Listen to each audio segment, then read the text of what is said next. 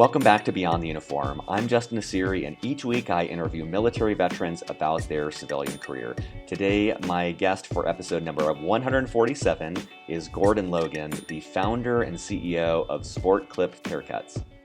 If you're overly concerned about this work balance, you shouldn't be an entrepreneur. Because when you have to put in 16-hour days, you have to put in 16-hour days. If you want to do a 9-to-5 job, do not be an entrepreneur. That's not the mindset. You have to have the mindset of failure is not an option, and you do whatever it takes to make it work. Well, first of all, today I'm trying something new. Today's episode is available in the podcast audio format, but also available by video if you prefer to watch video. I think you'll really enjoy this interview with Gordon. For longtime listeners, if you've listened to episode 141 with Eric Stites, episode 132 with Marlon Terrell, or episode number 129 with John Francis, you know about franchises, how this might be a great fit for veterans who are interested in entrepreneurship, but might not have that central idea. Gordon is an interesting case study because coming out of the Air Force, he eventually started a company that became a franchise. They have 1,700 locations now, so it's an incredible success story. And not only did he start this company, he has employed many veterans as franchise owners. He's also donated money to help the VFW, to helping veterans in their education. He's done a lot of work to help the veteran community. Regardless of your interest in entrepreneurship, I really enjoyed my conversation with Gordon because he is a lifelong learner. The skill set required to go from one franchise to 1,700, it's pretty different. And you'll hear in his interview, or see it if you're watching this, how he has continuously learned through conferences, through books, through the failures and successes of others. And I think that's a very admirable trait. We talk about failure a lot. We talk about setbacks and how some of the biggest setbacks we experience sometimes lead to our greatest success, even though it might not feel like that at the time. So I think whether you're interested in franchises, entrepreneurship, or any career, I think this is a great story to hear. As always, at the beyondtheuniform.io, you'll find show notes. Gordon lists off about 10 different books. All of them you'll find linked to in the show notes, and so check those out. And lastly, a plug, if you haven't had a chance to give us a positive review on iTunes or YouTube, if that's where you're watching it, greatly appreciate that. It helps us get the word out about the show. So with that, let's dive in to my interview with Gordon. Well, joining me today in Austin, Texas is Gordon Logan. Gordon, welcome to Beyond the Uniform. Thank you, Justin. Glad to be here. I wanted to give listeners a very, very abbreviated bio, but Gordon is the founder and CEO at Sport Clips Haircuts, a company that he started back in 1993 and now has over 1,700 locations in the U.S. and Canada. Logan started out at MIT, after which he served as an aircraft commander in the U.S. Air Force for 7 years. After his military service, he worked as a financial planning and control consultant with Price Waterhouse and Company in Houston, Texas. He holds an MBA with honors from the Wharton School of Business. So Gordon, especially for active duty listeners, I always like to learn about that first job search. And I'm curious, when you were leaving the Air Force, how did you end up at Price Waterhouse? Actually, when I left the Air Force, I went back to the Wharton School and got my MBA there. Okay. And, actually, I interviewed at Price Waterhouse when I went to Houston to Ellington Field for some training, upgrade training with the C-130A model. So even though I did interviews at the school with a lot of companies, I really wanted to come back to Texas because I was stationed here in Texas with the Air Force for 4 years. And so when I was in Houston, I took advantage of that and went by and talked with the consulting group at Price Waterhouse. And the partner in charge of that group was a World War II Navy veteran. And he and I hit it off really well. And I had a great 4 years there with Price Waterhouse. And, you know, as you look back on that journey, how did that time in consulting at Price Waterhouse, how did that prepare you for what you would eventually do with Sport Clips? Well, in the consulting group we had there was a fairly small group at the time. I'm sure it's much larger now, but we only had about 10 or 12 people in our consulting group. So we became jack of all trades. Um, we did everything from salary plans for major hospitals to I spent a lot of time in Brazil with a major World Bank project down there as a project manager. Uh, Computer cost accounting systems for a computer company in Florida. I did a lot of chemical plant work, set up accounting systems for real estate firms. So had an exposure to a lot of different businesses and a lot of different aspects of the business. So it was really a postgraduate degree in businesses, and I had an opportunity to meet and interact with a lot of really sharp entrepreneurs, which was very helpful and inspirational to me. So one of the things I wanted to ask about is that I know that so many people on active duty now, they think about starting a company. And I'm curious, given that your path was from the military and then to business school and then to getting, 4 years, which is a good amount of experience in consulting, what advice do you have for them as they think of whether to go directly into starting something versus maybe getting some education or some experience or both before they strike out on their own?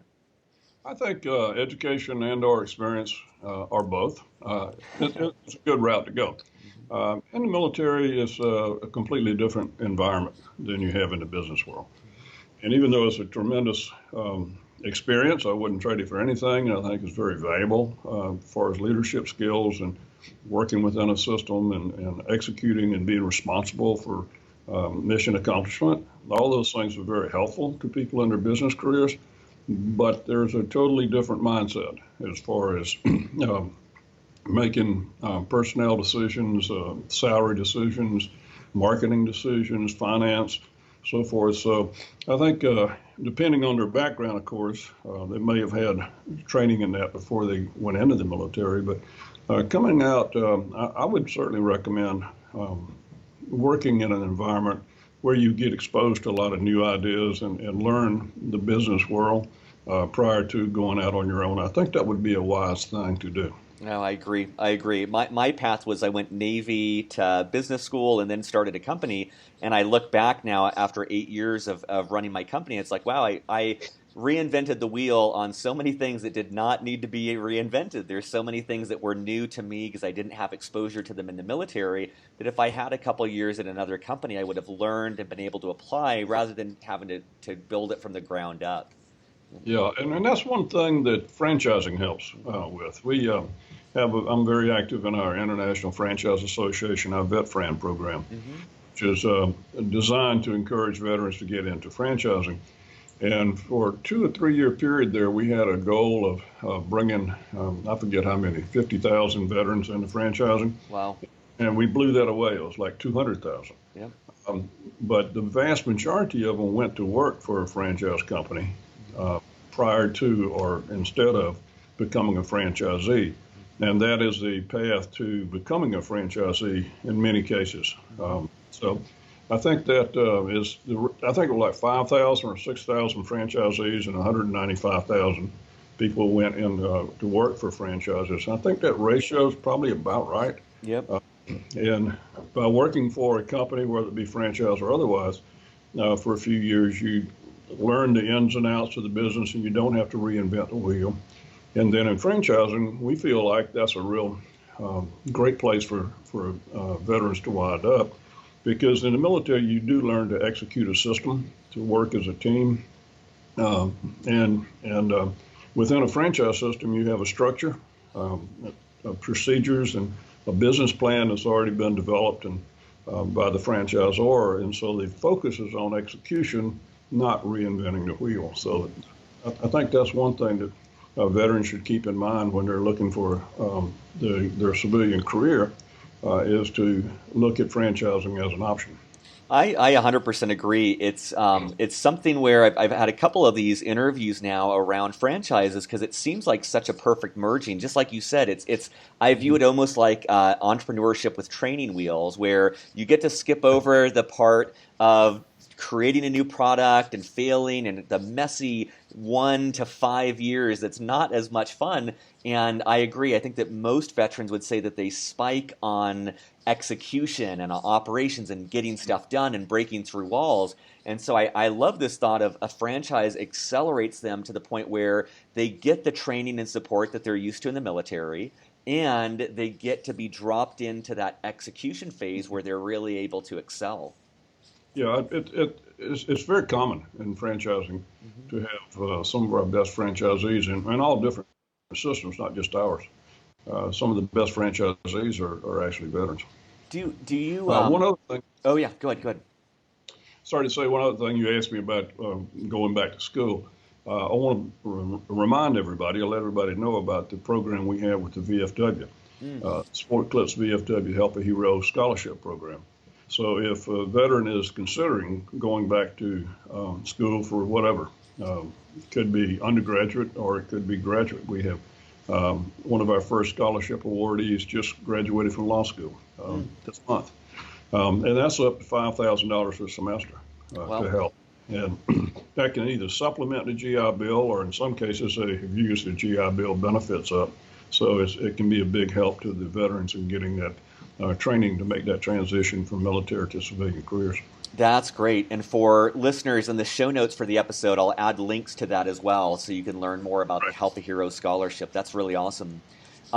You had said that prior to opening a franchise, people will often work in that franchise. Do you have any advice? Is that something that someone does for 6 months or 2 years, or how long would you recommend that they get that experience before attempting to become a franchise owner?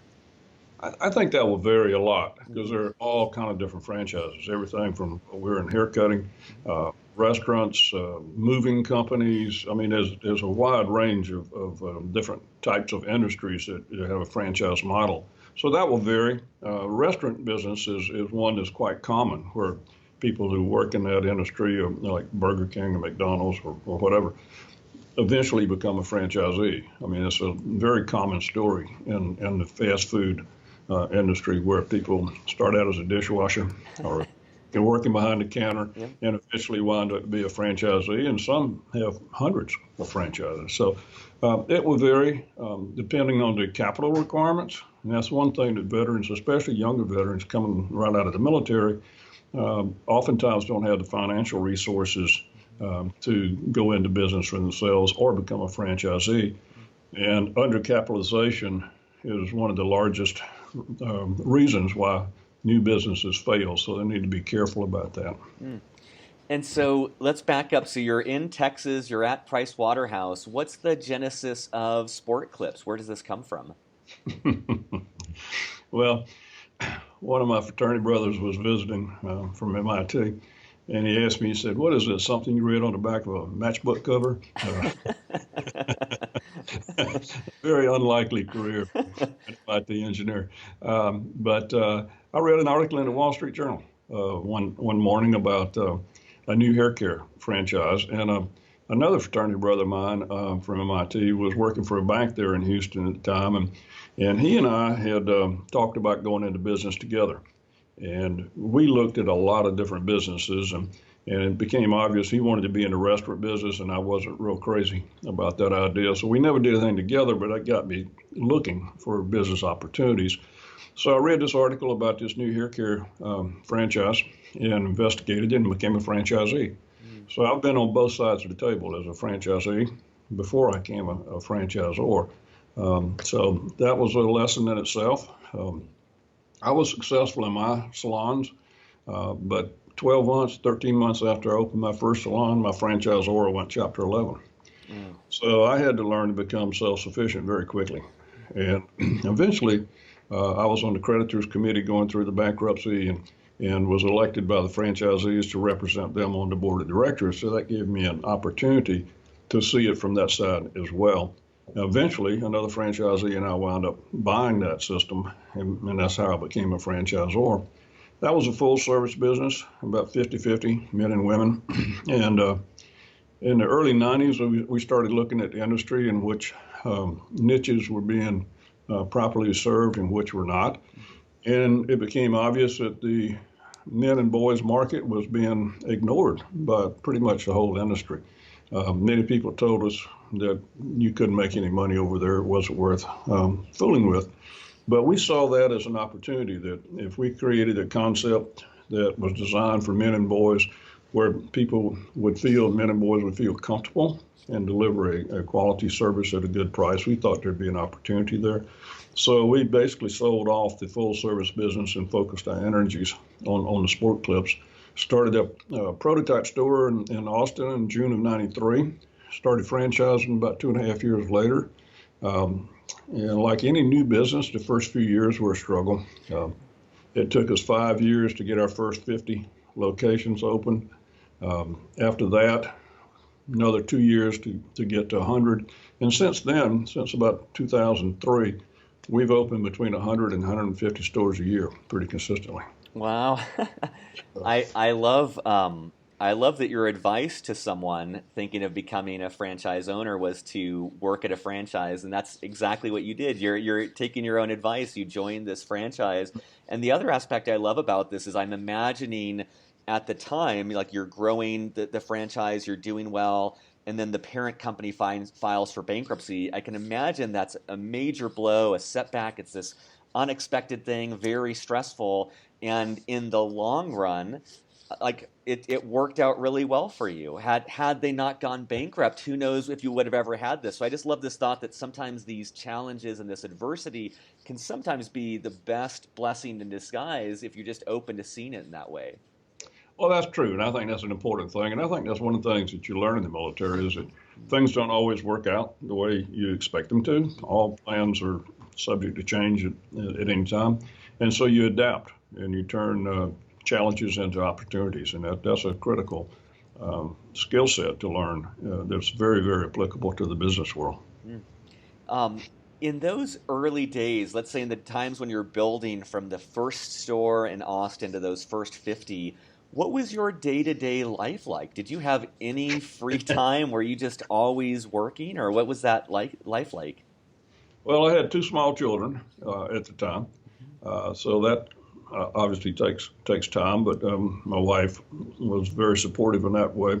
So it was 16-hour days were not unusual, and we didn't have a lot of excess capital, so we didn't have the luxury of hiring a big support staff, and we had to do most things ourselves. We're chief cook and bottle washer. So when we started out, I think I had 4 people in the company total from a support standpoint, and we grew that gradually as we could afford it. We took it step by step and market by market. We were very cautious not to overextend ourselves. We didn't expand outside of the state of Texas for 6 years before we moved on. And we first started in Austin, and we went to Houston and San Antonio and Dallas. And then, kind of a stroke of luck, I got a call from a fellow in Denver who was an area developer for mailboxes, et cetera, which eventually became the UPS stores. And he said,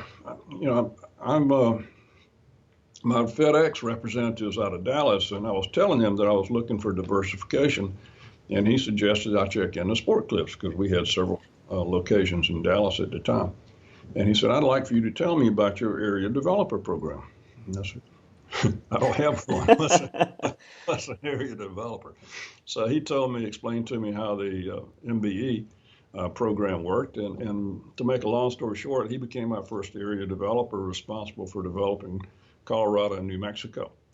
That became the model for our growth for the next 10 years, was that we took that area developer model and were able to expand much more rapidly across the country than we could have otherwise if we had not gone that route. So sometimes it's good to be smart, but it's better to be lucky. Yeah. In that case, it was something out of the clear book that fell into our lap that turned out to be very instrumental in our ability to grow, turn from a local to a regional to a national brand in a relatively short period of time. Mm. And I get the luck involved of having that, but I also admire your openness where I imagine when this person comes, you've got so many things going on and there's some ability to be open to the opportunity and also an ability to say yes. And I imagine at the time this is outside of your comfort zone. You've never done this before. So I love that you had that luck, but you also took hold of it and took that risk. And I'm imagining took that leap of faith to try something that worked out well. You know, Jim Collins, I love his books with Good to Great and Great by Choice. And um, one of his more recent books, I believe it was Great by Choice, um, talked about return on luck. Mm, Everybody has luck of one kind or another. You have good luck or you have bad luck. mhm, And how you react to that has a lot to do with your future success. mhm. Um, if you can turn a setback into an opportunity or take advantage of good news, like we did with the phone call I got from the fellow in Denver, that really can accelerate your growth and really separate you from the competition. Hmm. Um, one other thing I wanted to ask about these early days is a lot of the listeners to the show, it seems like a big concern for those on active duty is as they transition, they wonder what their work-life balance is going to look like. And I'm just wondering, as you look back on those early days, these 16-hour days, what would you say to someone about work-life balance? Is it possible to have that, or is it shifting the perspective on having work-life balance in the long run? Or what advice would you have as they think of juggling their personal life versus their professional life? If you're overly concerned about this work um, balance, you shouldn't be an entrepreneur because when you have to put in 16-hour days, you have to put in 16-hour days. If you want to do a 9 to 5 job, do not be an entrepreneur. That's not the mindset. I mean, you have to have the mindset of failure is not an option, and you do whatever it takes to make it work. And sometimes you get lucky and things go just perfect, but more often than not, you'll hit setbacks, you'll hit bumps in the road, and you have to make it work. There's nobody else to do it for you. So the responsibility is on your shoulders, and sometimes you are fortunate enough to be able to take the time you want personally, and other times you don't. So it's not an easy thing to do. I mean, it's important, and I try to do it and make sure I spend time with the family and the kids and so forth. But when I had to, I was 100% focused on making my business successful. Mm. I believe I imagine that veteran mindset helps though of that failure is not an option. These are people who have been in situations where it really is failure is not an option, and so taking that perspective into a startup it can be an incredible asset. Um, Yeah, I agree. Yes, very much.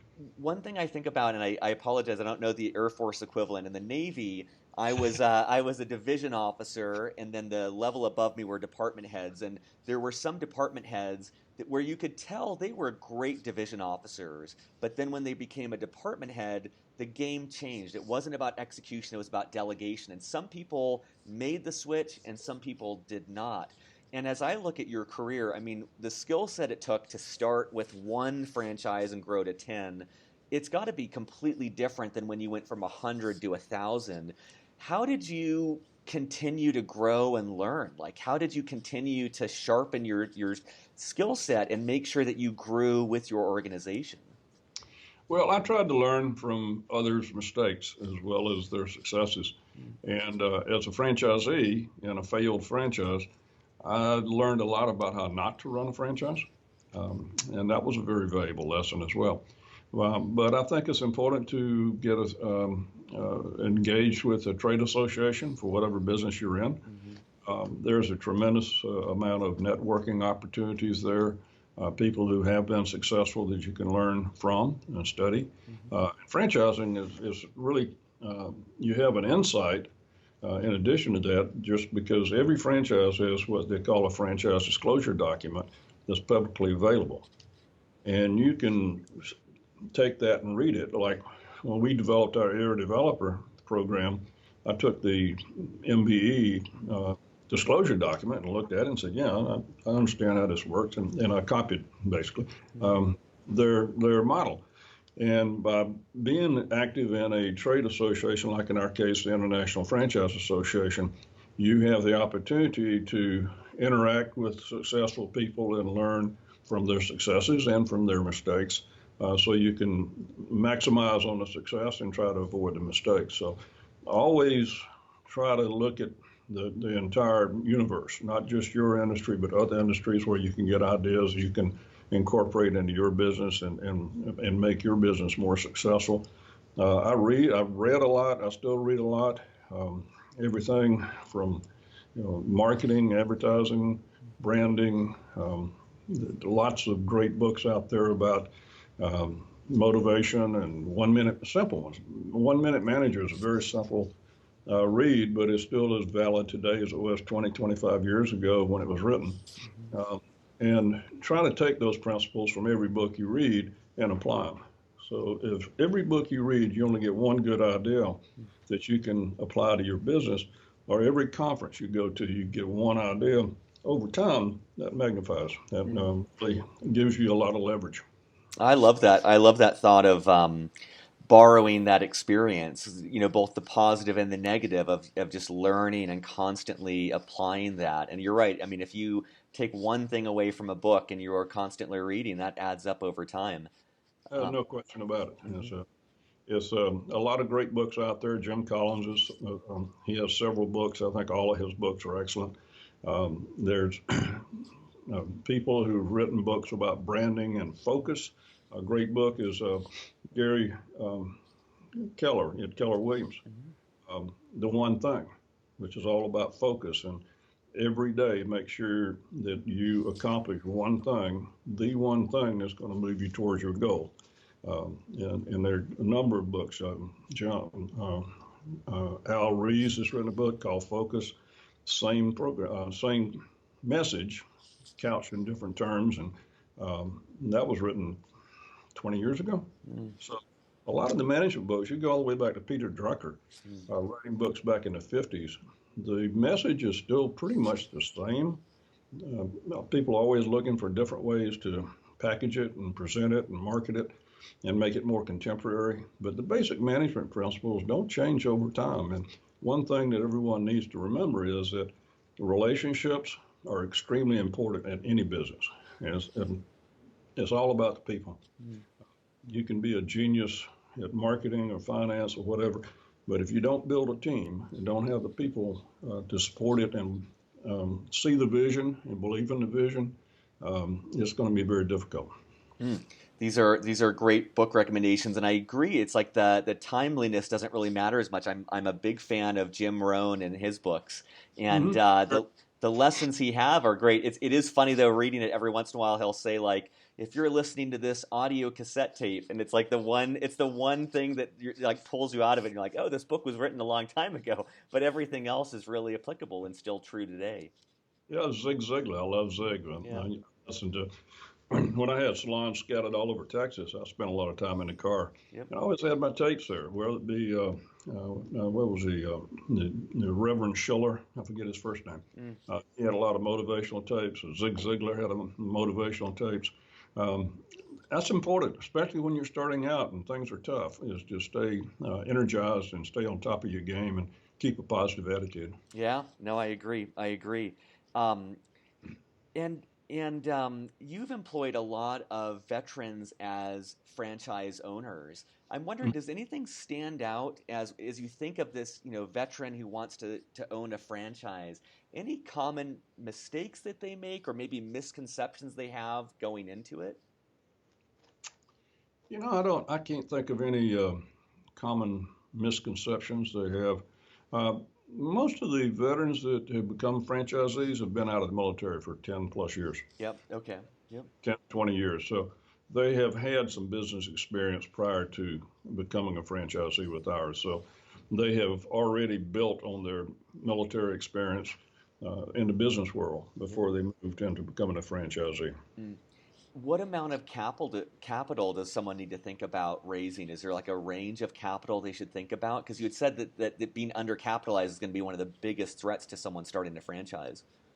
Well, all franchises have some minimum financial requirements, Hmm. and they're some franchises you can work out of your home, and that are relatively low cost startups.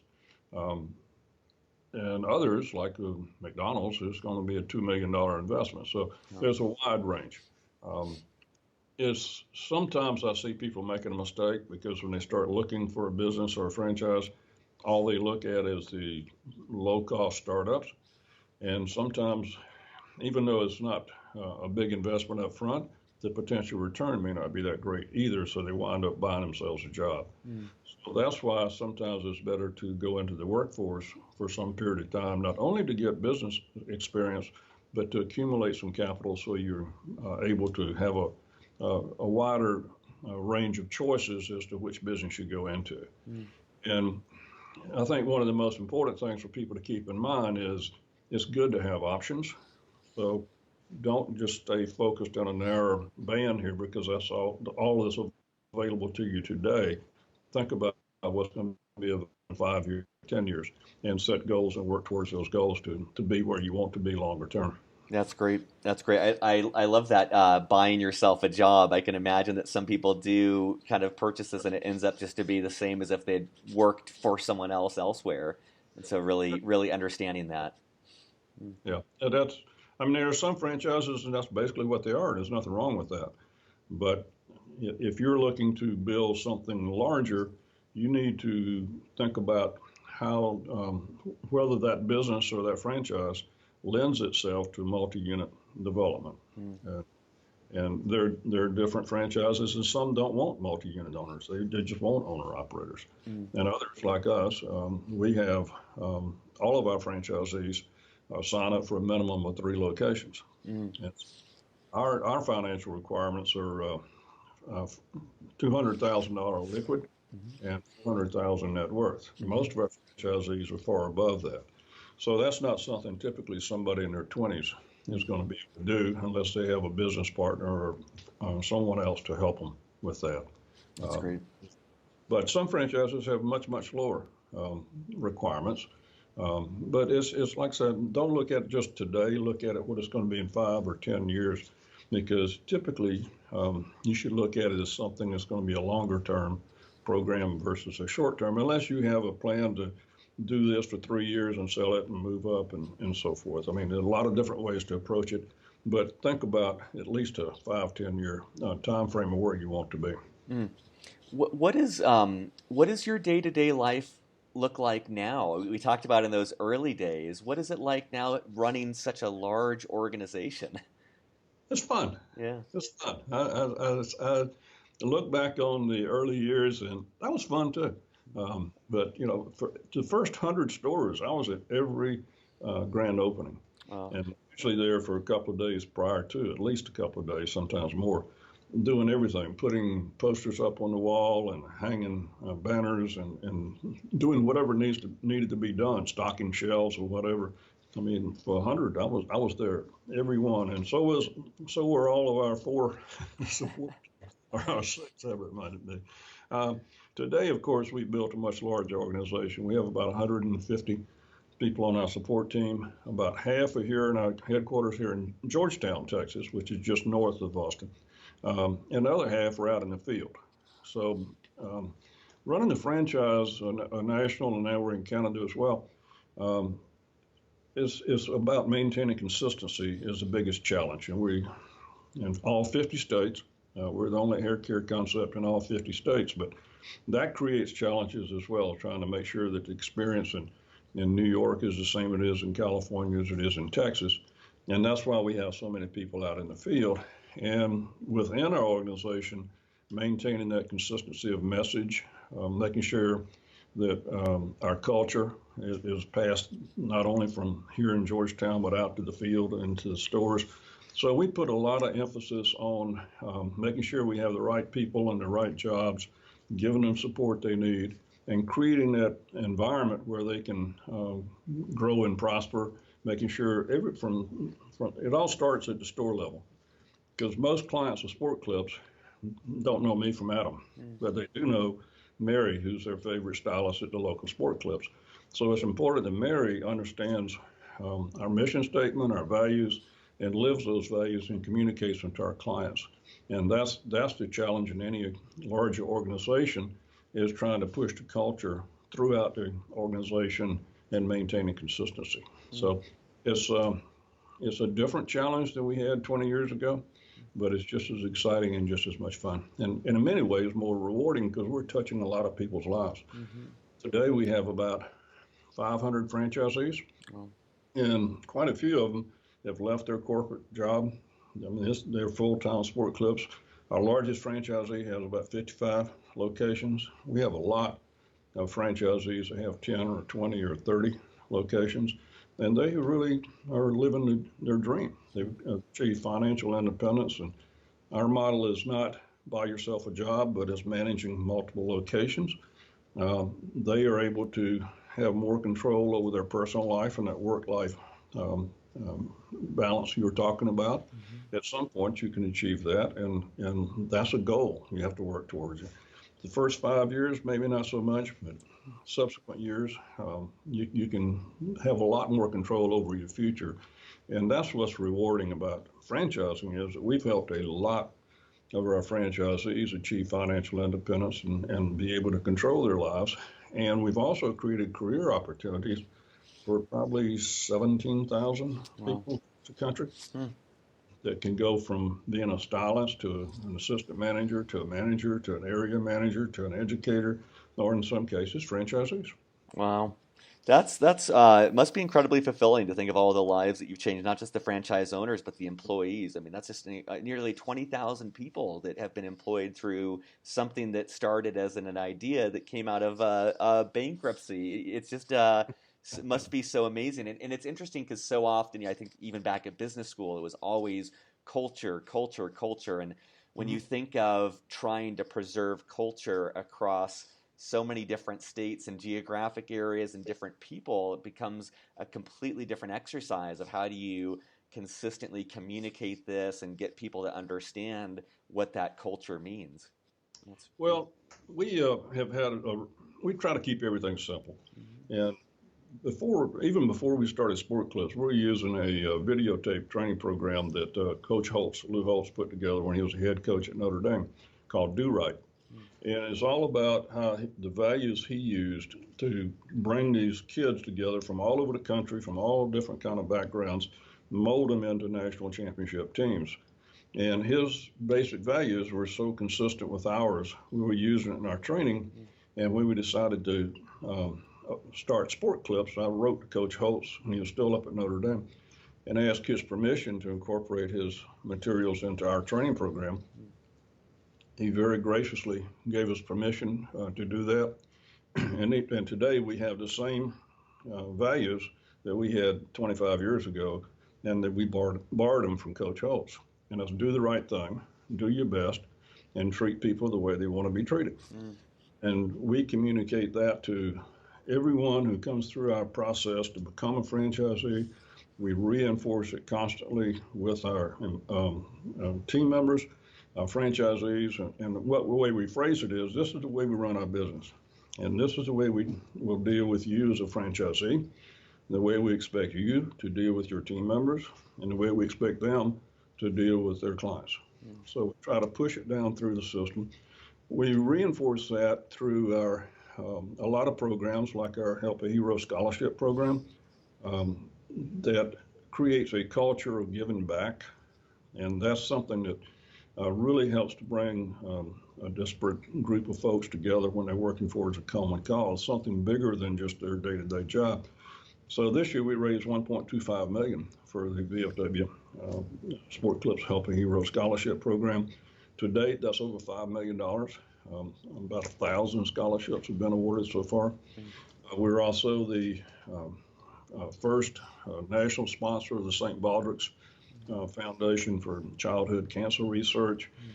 We do work with the Red Cross to help them on their blood drives every year. We also sponsor Ageless Aviation Dreams, which is really a cool program. Mm. We have 3 biplanes around the country that go to all over the place, giving rides to senior veterans who are in assisted living homes. Mm. It's German biplanes, which is it's just amazing. And that is a great program to see the difference it can make in in these senior veterans' lives, some of whom were World War II career, and maybe even Vietnam, that have really not a lot to look forward to on a day-to-day basis, and they get out and go flying in this open cockpit aircraft, and it just makes a huge difference in their lives. And we have people from our local sport clubs going out and helping with all these flights. And I don't know who gets the most out of it. And the veterans are our people who help with that program because it's such a rewarding program. So those are the type of things that we do to try to build a culture and reinforce it throughout our whole system. That's great. I mean, I love that. I love that, just even the company alone, you're making an incredible impact by employing people and making that difference in communities. But I love how you've built in this philanthropic area. And I love, that the scholarship through the VFW, but also this ability to give these veterans incredible experiences. It's just a beautiful way of delivering even more value and having a bigger impact on the world around you. Yeah, it's very rewarding. And like I say, we do it because it's the right thing to do, but it does have a halo effect. People appreciate the fact that we do that. But more importantly, from a business standpoint, it does help reinforce the culture and our values. That's extremely important. I love that. One thing I wanted to ask about is failure, and it's something that's on my mind recently because on the one hand, in these interviews, I know that no matter what you do, what your career path, you're going to experience setbacks. You're going to have failure. Like even this whole thought of your company going bankrupt, the company you're working for going bankrupt. And so I know that failure is inevitable in whatever career someone does. And at the same time, I feel like, at least my experience in the military, failure I mean, it's a completely different level. Failure is loss of life, it's loss of mission, it's loss of extremely high stakes. And so my experience in the military is you have to avoid failure. And so I'm trying to reconcile for a veteran listener, how do they build up that resilience to failure when they've been so averse to it in the military? And I'm just curious, as you look back, in the time since starting Sport Clips, can you think of a time where there was a failure or there was a setback and kind of how you approached that and learned from it? Um, it's inevitable that in your business career you're going to have some setbacks. Um, I had a pretty major one back in the 90s. That I was so busy running the business I wasn't paying attention as I should have been to our accounting system.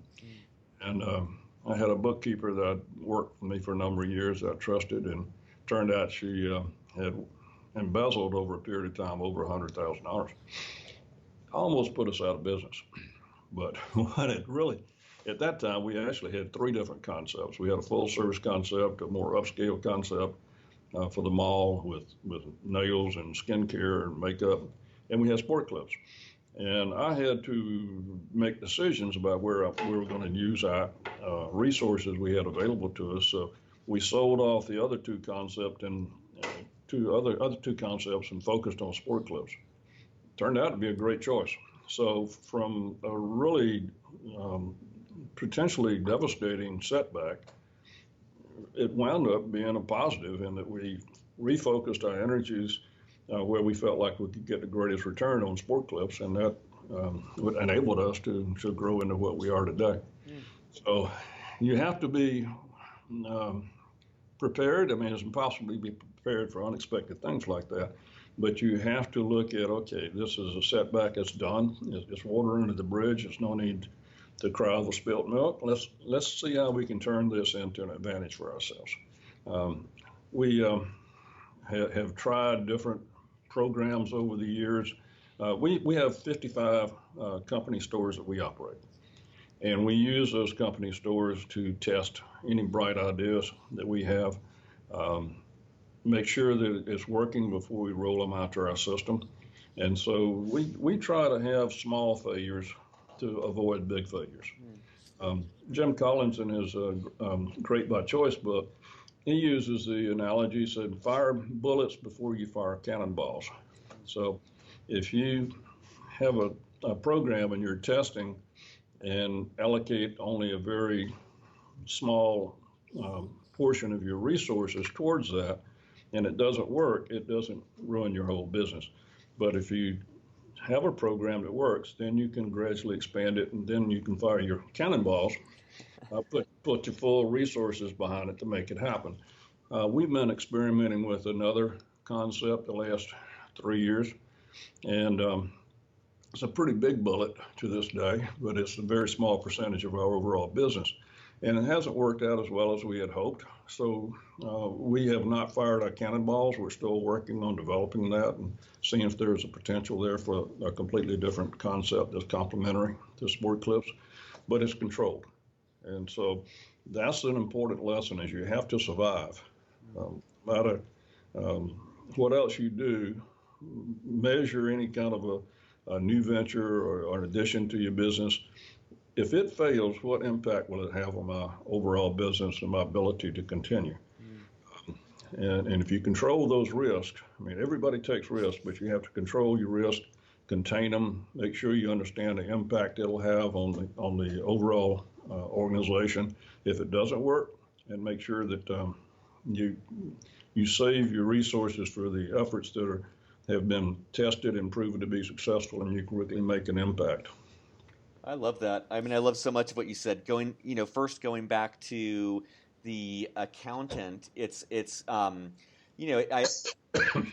great when you tell the story now because it's clear this adversity led to success. But I'm just putting myself in your shoes and just thinking like it would have been very easy for me in that situation to get so bitter or feel betrayed and just kind of throw in the towel or just get sidetracked with that. And I love that it was, kind of coming back and reevaluating and realizing that two of these kind of skunk works projects aren't worth it and doubling down and that leads to failure. But I love this thought that you kept on going and you didn't allow that setback to become a defeating blow. You focused on surviving. And I love that thought of these small failures to avoid the large ones and that the bullet and cannonball, because that's so great of just testing these things out and then figuring out which ones to put more resources before. I kind of dive into the cannonball sometimes and just go all in on something before actually testing it out to see if it's worthwhile or if that's worth putting all your resources behind. It's a temptation for all of us. We think we have a bright idea and we can't imagine how it could possibly fail. But there are a lot of ways bright ideas can fail. So it is really a critical lesson to be learned there is to conserve your resources and make sure you don't overextend yourself. I love that. And then I'm thinking again for people who are listening who are still on active duty. I'm wondering as you look back, either from your experience or other veterans you've seen, what are some of the strengths that you took from the military, but also what are some of the weaknesses or blind spots that you had to compensate for when you left the military? Well, that's an interesting question.